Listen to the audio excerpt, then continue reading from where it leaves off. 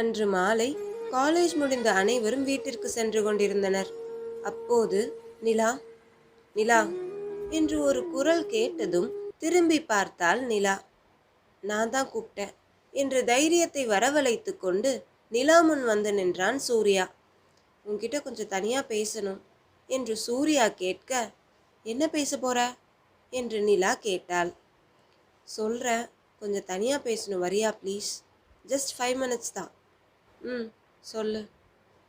இல்லை, நான் எவ்வளவோ பொண்ணுங்க கிட்ட பேசியிருக்கேன். ஆனால் உன்னை பார்த்ததுலேருந்து எல்லாமே தலைகீழாக இருக்குது. உன்னை முதல் முறையாக பார்த்ததுல இருந்து எனக்கு என்ன ஆச்சுன்னே தெரியல.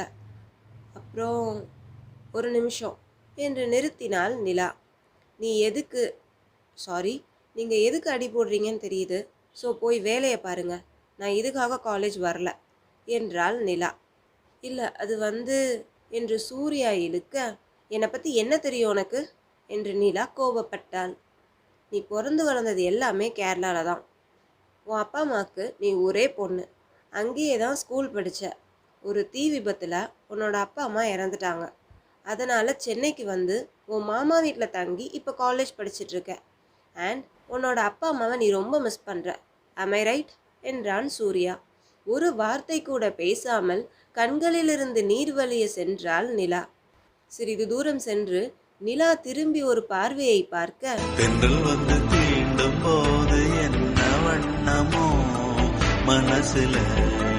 என்ற பேக்ரவுண்ட் இசையில் இரு கையையும் தூக்கி மெதுவாக அசைத்து கொண்டிருந்தான் சூர்யா.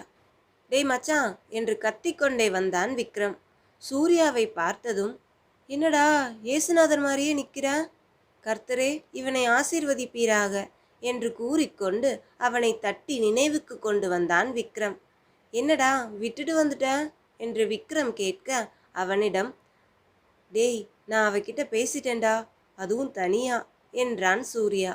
என்ன சொன்ன அவகிட்ட என்று விக்ரம் கேட்க, உண்மையே சொன்ன என்றான் சூர்யா. சரி வா வீட்டுக்கு போவோம் என்று விக்ரம் கூறினான்.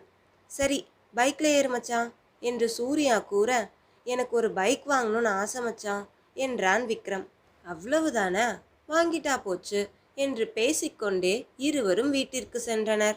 நேற்று சூர்யா நிலாவிடம் பேசியதிலிருந்து நிலா சூர்யாவை பார்ப்பதை கூட நிறுத்திவிட்டாள். அவன் எதிர் வந்தாலே தலை குனிந்தோ இல்லை அவனை கண்டும் காணாமலோ இருக்க ஆரம்பித்தாள். ஆனால் சூர்யாவிற்கோ அவள் மீது இன்னும் காதல் அதிகமாகிக் கொண்டே இருந்தது.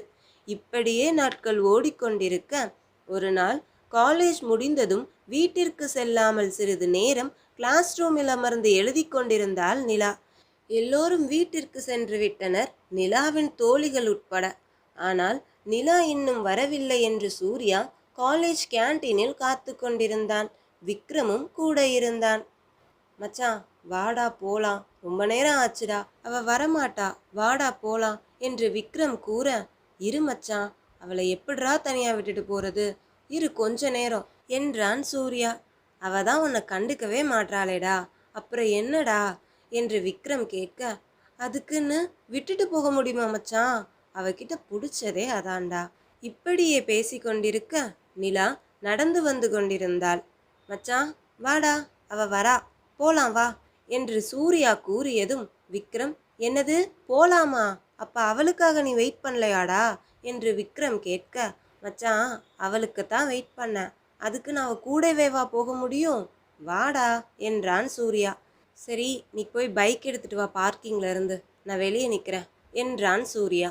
உடனே சூர்யாவுக்கு ஒரு ஃபோன் கால் வந்ததும் பேசிக்கொண்டே வெளியே நின்றவன் நடந்து கொண்டே ரோடை கிராஸ் செய்ய, அங்கு வந்து கொண்டிருந்த லாரியை அவன் கவனிக்கவில்லை.